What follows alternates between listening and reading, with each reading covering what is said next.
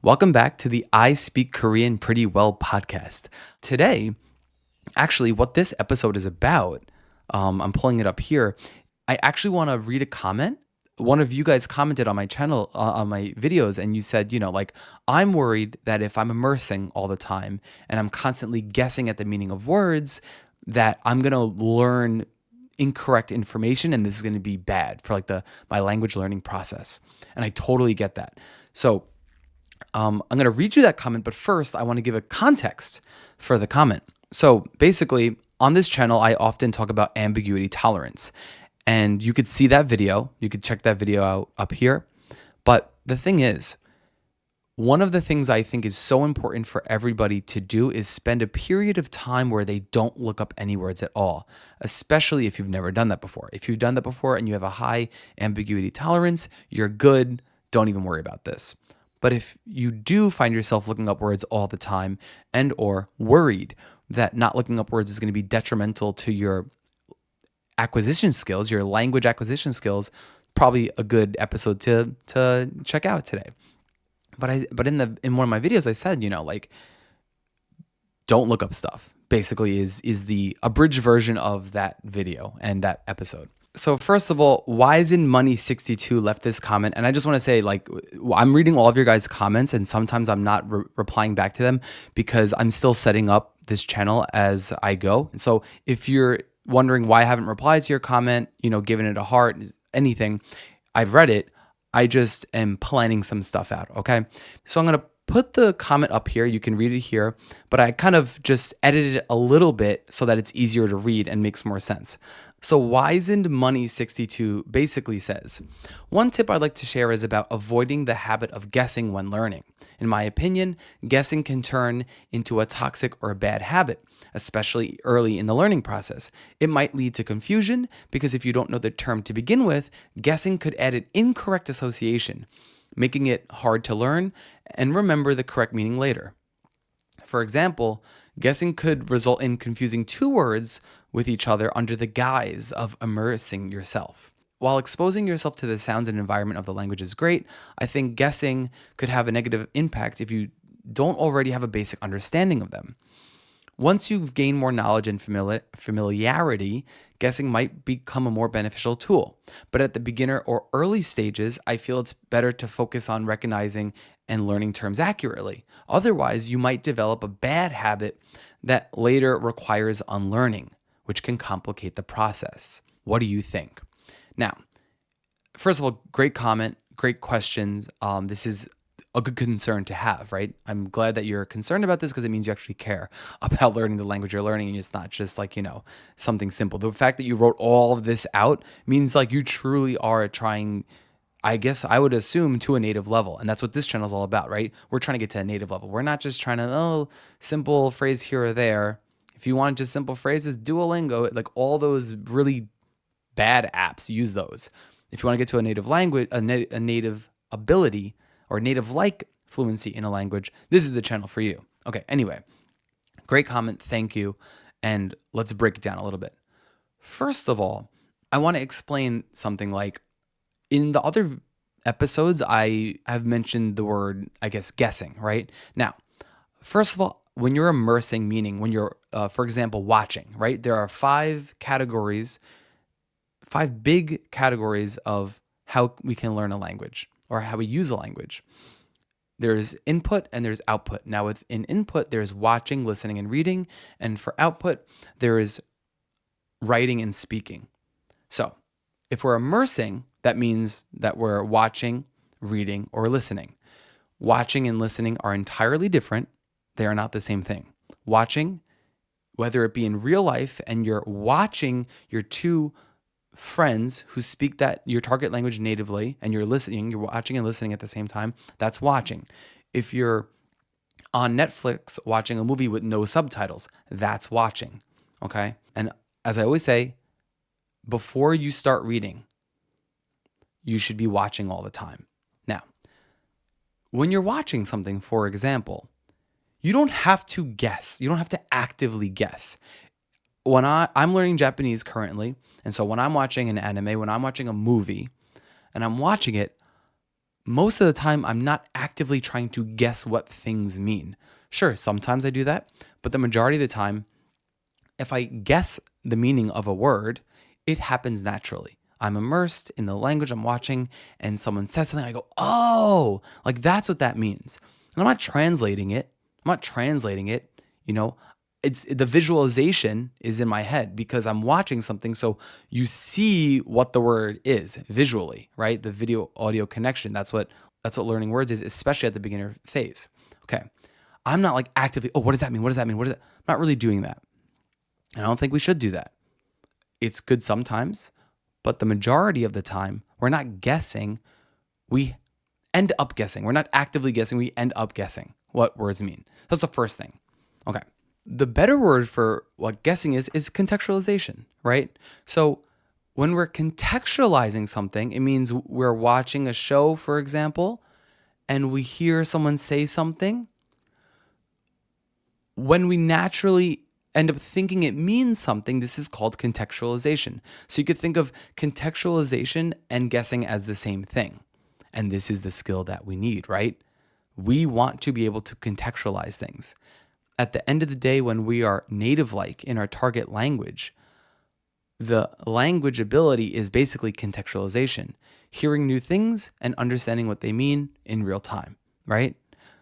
Would you rather hear things you already know and like that be that? Or would you rather be able to hear new things and understand what they mean in real time? That's what we all want, right? And that's all contextualization. Just like in your native language, when you hear a new word, if you have good language skills, you'll be able to guess what those words mean in real time, meaning you'll be able to contextualize those words. That's what really we all want. That's what native like fluency is insane contextualization skills, right? Okay, so that's just kind of in terms of the guessing and contextualization piece that I wanted to mention first, that you don't have to actively do it. It happens when you're immersing. Okay, contextualization happens. And it happens especially at the beginner stages when you don't have a lot of stuff to work with, especially when you're watching. Listening is helpful, and we can get into what to listen to in another episode. If you guys are interested in that, let me know in the comments below, and we can make an episode about that. But for this episode, we're going to use watching as the example for immersing, okay? So I understand that you're worried that you might be immersing, watching a show, watching a movie, and learning incorrect meanings from words. I get that. It's worrisome, but it's actually really good when that happens.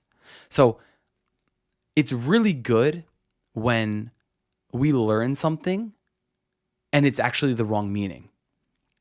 And I have two examples that I've literally recorded on video and I could show you. And I'll show you in this video where I completely misunderstand a word. And then later on, I realized, because I had like thought that was the meaning for the word. And then later on, I realized I was wrong. And it only makes the connection stronger. Now, this is my opinion, and there's also a lot of research behind it. Okay, so one day I was watching a video on a book called Make It Stick. And Make It Stick is, this like it's like the Bible for people who want to learn to study stuff and be good at other things too, right? Zoolander. No, but it is, Make It Stick is like this like book that people really like to talk about and space repetition, okay, whatever. The important thing, the thing that I always remember they talked about in that book was what I'm going to share with you now.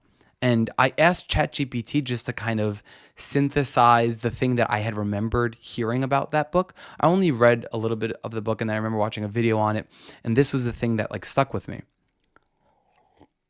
And I asked ChatGPT like, "Hey, is this right? Like, is this from that? Like, did they talk about this in that book? And is this what I'm remembering correctly?" So you can see here that I was talking to ChatGPT, and I asked it. I was like, isn't there something like in terms of learning where we learn something incorrectly and then later on we learn the actual thing and it makes that connection stronger? Isn't there something behind that?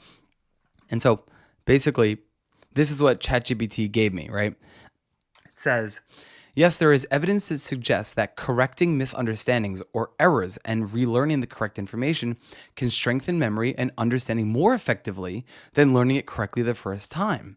This concept is connected to several principles in cognitive psychology discussed in books like Make It Stick and other learning research, right? And so the sort of title that ChatGPT gave this was Why Relearning After Errors Can Be Powerful. Okay. And remember, I have two examples that I want to give you that I'm going to show you like in my Japanese. But first I want to kind of show you like the science behind it. So here are some reasons why relearning after making mistakes or misunderstanding stuff or getting misinformation can be good. The first is error correction enhances engagement. The second is the testing effect. The third is desirable difficulties. And the fourth is reconsolidation theory. Now, I really like reconsolidation theory just because it sounds so cool. But let's like look at this for a second. Actually, you know what? Let me tell you really quickly the two examples first, because that'll make it easier to follow this context. So for anyone here who I'm learning Japanese, and for anyone here who is learning Japanese, I don't know how far along you are, but I have two words that this like literally what we're about to talk about has happened to me where I contextualized it and it was incorrect information. And I thought for like months that one word was one meaning. And then it turns out I was wrong. And it only made me realize that that word actually doesn't mean that. And now that word is even like stronger in my memory, right? The experience is like more turyotada, which I can't think of the word right now. It just means like clear, I guess. The first word is bikkurishita. Now, I'm going to show you a video here where basically I'm watching a drama in Japanese, and this is for my Korean channel. There's a whole boring reason why I made this video. But I'm watching this video, and the character looks at another character after having done like some makeup, and he goes, wow, bikkurishita, bikkurishita. He says something like this, right? And I thought in that moment, that meant like, oh my God, you got so pretty. Like you became pretty, right? I was like, wow. Like I thought that's what bikkurishita meant. Like you got so pretty. Wow, you became so pretty. Because they were doing makeup, right? Like that was the context. They were putting makeup on her. So like if you watch the video, you'll see me like hearing this scenario. I naturally just contextualize the meaning of that word. Now in my head, I'm not going, oh, that means pretty, or in Korean, like, oh, that means yepada. I'm not saying. You see something, you hear it, your eyes and ears make a connection and you go, aha. It's not about translating your head because that's just so ineffective. You don't have to think in your target language either. You just gotta look and listen and your brain will make the connections. So the surprise look on my face is my brain going like, oh, wow, I get that, basically. Okay, so here's that scenario. もうすでに完成しそうです。自分でもびっくりしてます。マリンちゃんに振り返 자, 비꾸리시대. 화면을 보니까 비꾸리시대 뭔가 예쁘다라는 뜻이지 않을까 해요. 이 화면을 보니까 여자를 보여주고 막 메이크업을 한 다음에 얼굴을 보여주잖아요.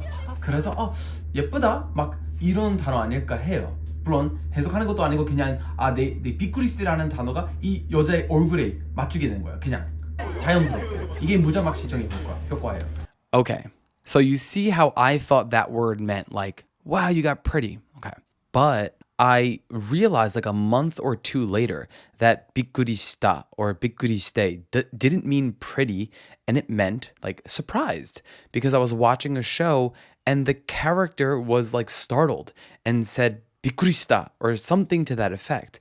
And then later when I kept coming across that word, I kept seeing that in that scenario. And so it only made my initial understanding of the word, which was incorrect, it made that memory stronger. There is another video where I'm basically just doing an update of my Japanese skills on my Japanese channel, which only has one video right now as of recording this episode. But in the nearby future, I'm going to start making videos in Japanese, basically like reviewing movies and stuff. But in that, just kind of talking, I'm using whatever Japanese I have. Now, mind you, in the past 2 years, I've only spoken Japanese twice once for that video and then once at like a language exchange. And I haven't spoken Japanese at all besides that.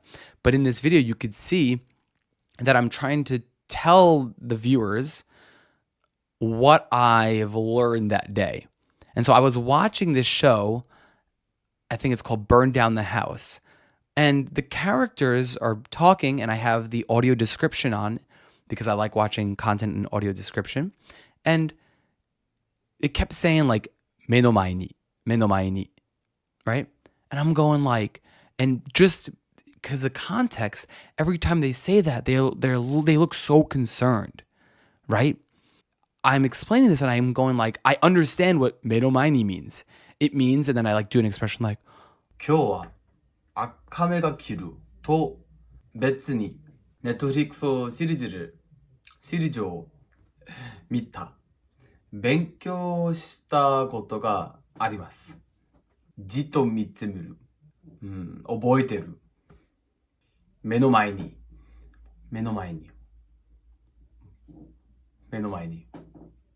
そのことが勉強した。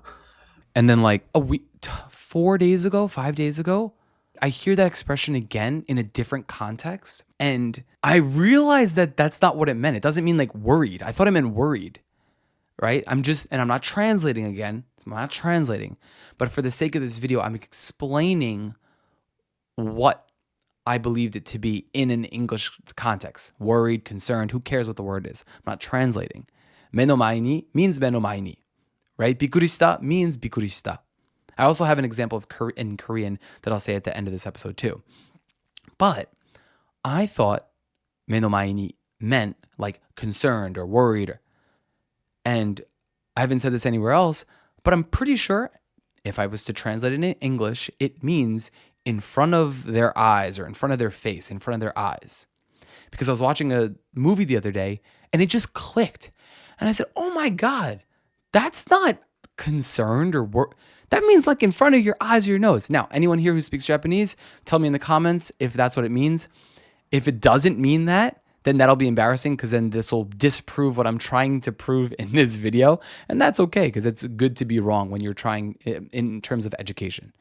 It's good to be wrong. It's good to see where you're wrong. And it's good to have debate, right? This is an educational video and an educational podcast. It's good to be wrong. I don't care if I'm wrong. Actually, in fact, because of this video, you could see I like being wrong. It's good to be wrong.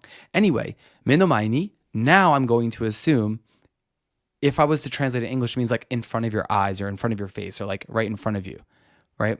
But I thought it meant concerned or worried. Now, let's get into why this works, why this is good. So if you see here, the first why relearning after errors can be powerful, the first reason is error correction enhances engagement. When learners discover they've made a mistake and correct it, they experience a moment of surprise or cognitive conflict. And that's exactly true for when I relearned びっくりした or 目の前に. I was surprised because I was like, this isn't what I know. Wait a minute, what? Conflict, right? Like conflict. So what does that conflict or surprise do? This discrepancy activates deeper processing, making them more likely to pay attention and encode the correct information more strongly, right? So what they're talking about here is basically just focus and or attention. And that's true because when I heard those words in a new context, I was like, it was like, what? Your attention is heightened, okay?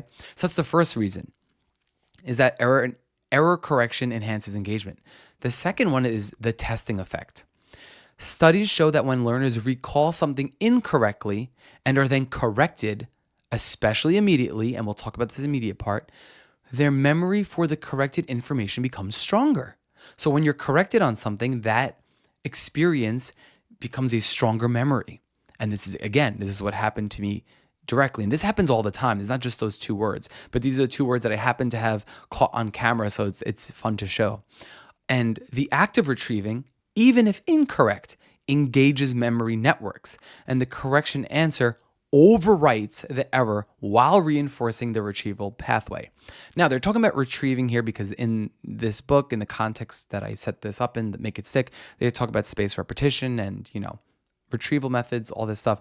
But like if I'm watching something, right? My brain is constantly retrieving the information because I'm still learning the information and it's still trying to make sense of everything I'm seeing and hearing.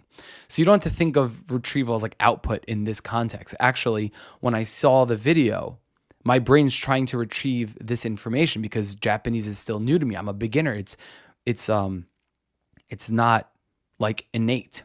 So it's trying to make sense of all the things it hears, even if it thinks it knows. My brain even thinks it knows menomae ni or bikurishita, right? So it is retrieving the information. Where is it retrieving from?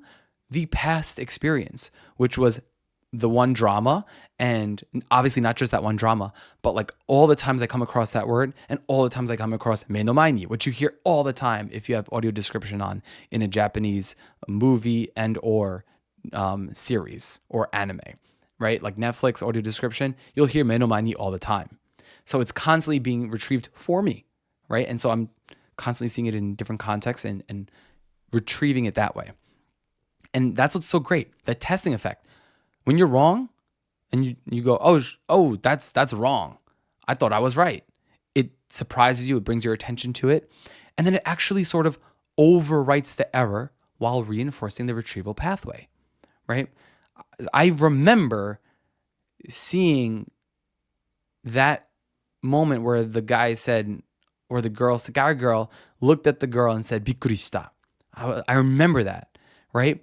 But now the meaning has been overwritten while reinforcing that experience, right? That experience for me is the retrieval pathway. Anyway, desirable difficulties. Here's another reason why relearning after errors can be powerful. So desirable difficulties. Struggling with incorrect information before learning the right answer creates desirable difficulties, which improve long-term retention.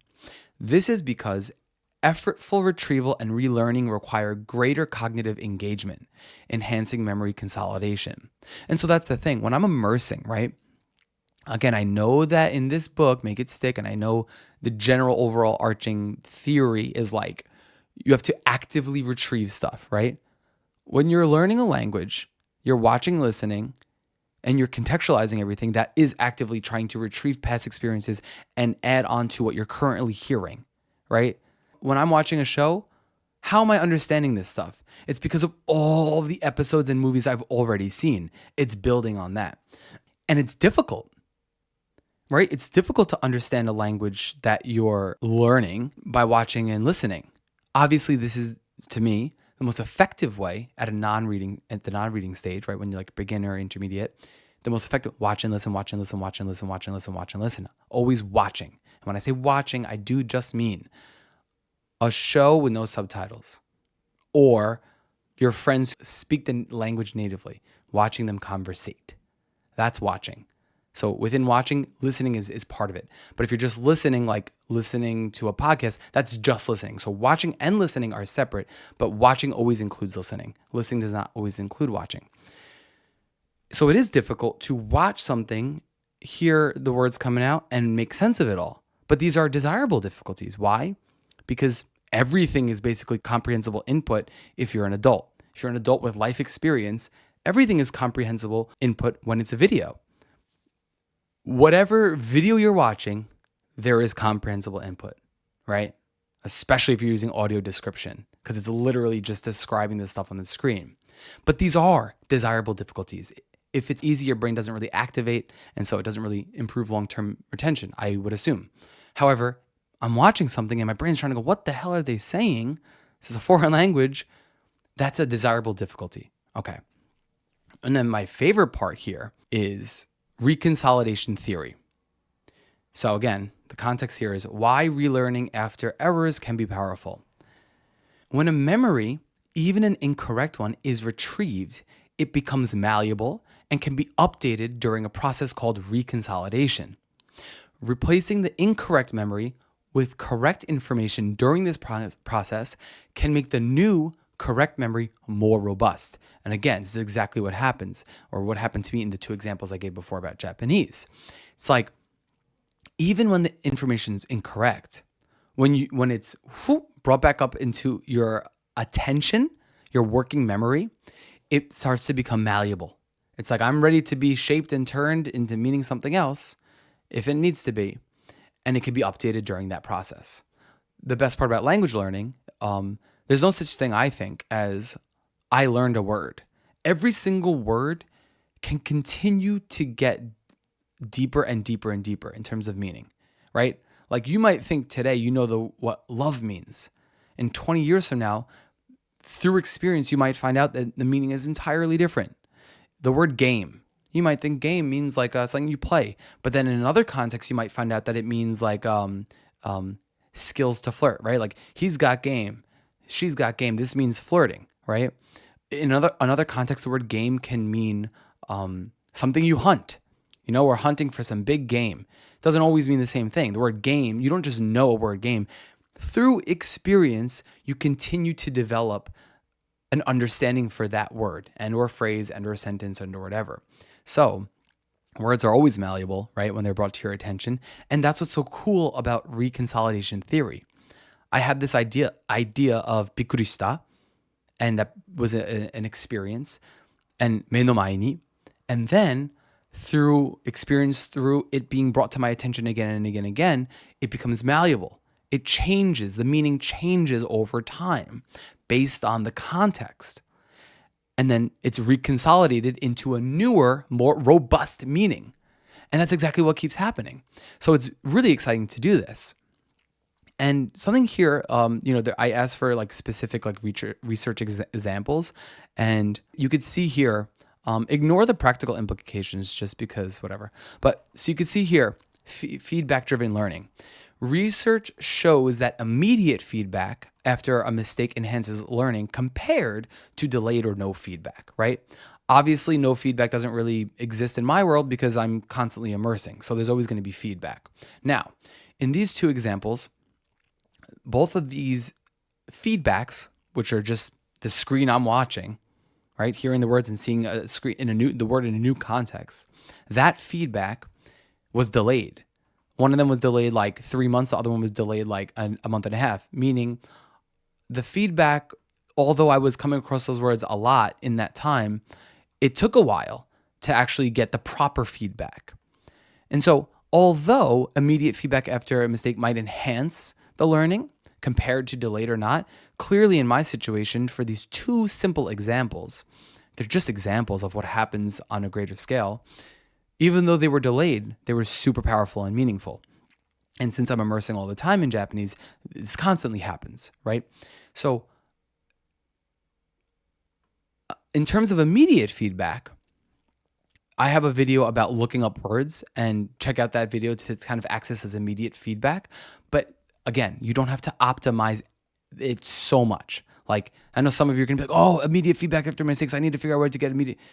Nah, not really, because delayed feedback works as well, and it's probably much more accessible than immediate feedback. However, there is a way to get immediate feedback. And again, if you go to my how to look up words, these are the only 2 words you should look up in language learning. If you look at that video, you could see at the end of that video how to get immediate feedback on the things that you're sort of contextualizing and or guessing, okay, by looking up words. But you don't look them up through translating, and you don't look them up through typing it in, because if you're at a beginner stage, then let's not get into why we shouldn't read yet. Anyway, so feedback-driven learning. The feedback helps erase the incorrect connection and reinforce the correct one. Yeah, because it's like an experience. It's like, oh, shoot, yeah, I was completely wrong. I don't want to be wrong, right? People generally don't want to be wrong. And so then you're corrected, the testing effect. Now, this talks about interleave learning. Mixing up topics or approaches forces learners to make errors and correct them, which has been shown to lead to stronger understanding and retention. I don't know exactly how that really fits in here, but maybe you could just think about switching up content, right? The more different dynamic content you immerse in, you're forced to sort of see those words in different contexts, and that should naturally do it for you. But why isn't money 62? As you said, you're worried that like you might learn the wrong things. First of all, that's good, because everything we just read here, we know it's good to learn things incorrectly and then get them corrected eventually. Now you might be wondering, yeah, okay, so I might misunderstand something and it'll be great if I relearn it the right way, but what if I never come across it again? What if I don't relearn it the right way? well, then that word's not really important then, is it? Because if you're listening to this episode, if you watch my channel, then you're someone who wants to get to a native-like level in your target language, which means it's going to be a part of your life, which means eventually you'll be using the things that you know to live in the language, to be in the language, whether it's immersing in content or talking to friends or whatever, or work in that language. So what this means is like, have you ever just like said something to someone and they looked at you weird because like you didn't say it correctly? Well, that's called feedback. Let's just use a conversation as an example of if you mislearn something. You say something to someone, you think it means one thing and it doesn't, they give you a weird look. You could just say like, wait, why are you giving me that weird look? They'll be like, what do you mean? You'll realize in that moment that you used the word incorrectly. And they'll say, oh yeah, that doesn't mean that, that means this. Or like for me, like in the examples I gave, you're going to come across stuff and it's going to go, and you're going to go, wait, that doesn't make any sense. I thought it was this. And eventually you will get the right meaning, because eventually you can look it up, or eventually you'll get the right meaning just because you're exposed to that language all the time. If you never come across that word again, well, then who cares if you learned it correctly or not? Clearly, that's not a word that's actually important to your life, like to your immersion journey, right? I could mislearn a word, and if it never comes up again, it doesn't matter.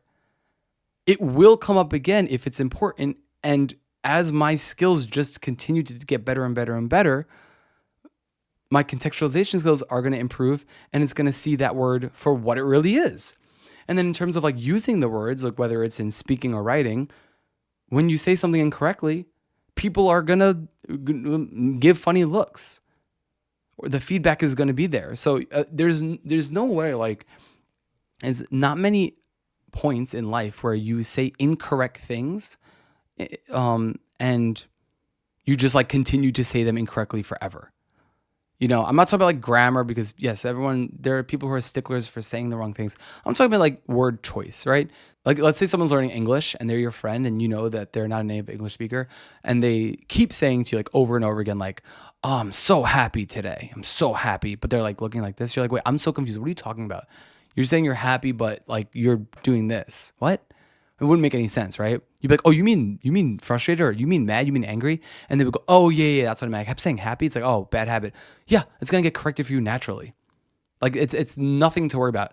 I'm not worried about any single word I learn incorrectly, because there's like no situations where if I use that word incorrectly, it's going to like do something, like it's going to be bad for me. Oh no, like what happens? The worst that happens is people like laugh because they think it's cute that you're misusing a word. And then again, that will be that experience. That will be the cognitive, what do they call it?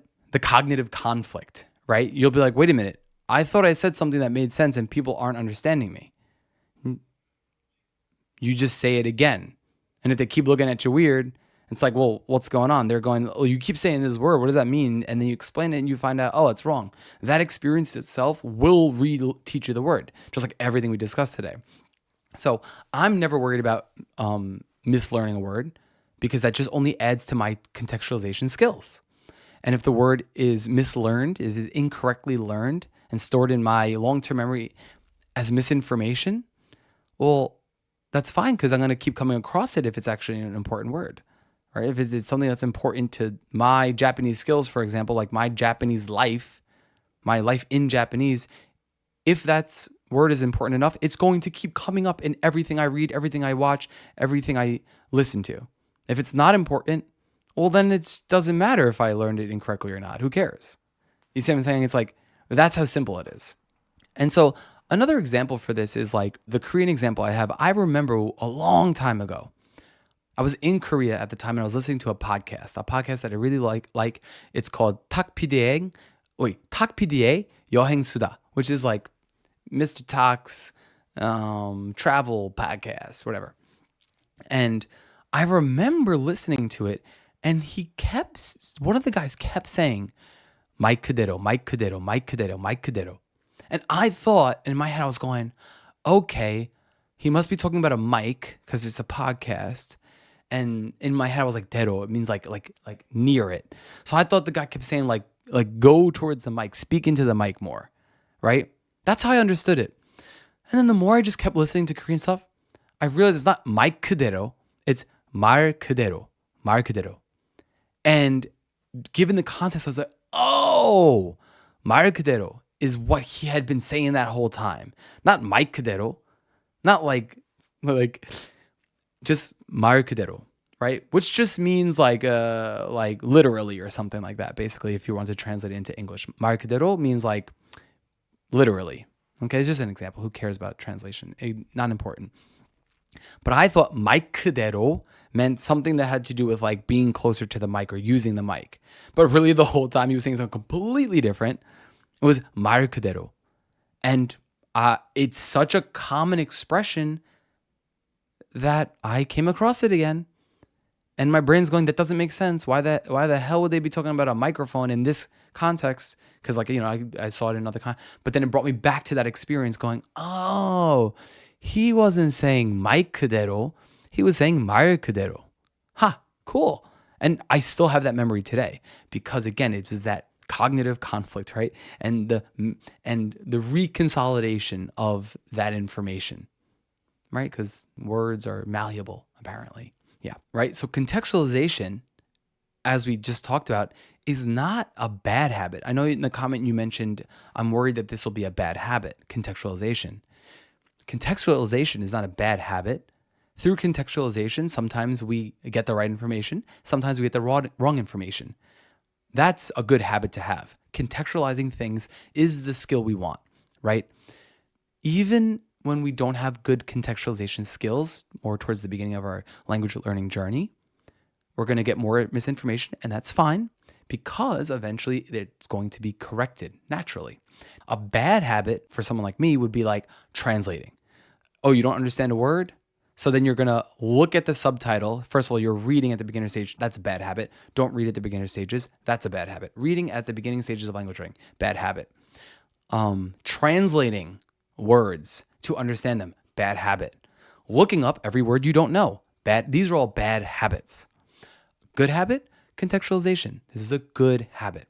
So thank you so much for that comment. It inspired me to make this episode today. Like I wasn't even planning on it. And if you have other questions about language learning and how to go about them in an effective way, leave comments below. I will check them out. And maybe if there's a comment that inspires me again, I'll just make an episode right away. Yeah. So good luck. And I'll see you next time. And if you don't have time right now, save this next video to your watch later playlist. So when you do have time, grab a cup of coffee and give it a watch. That action alone helps this channel quite a lot. Thank you.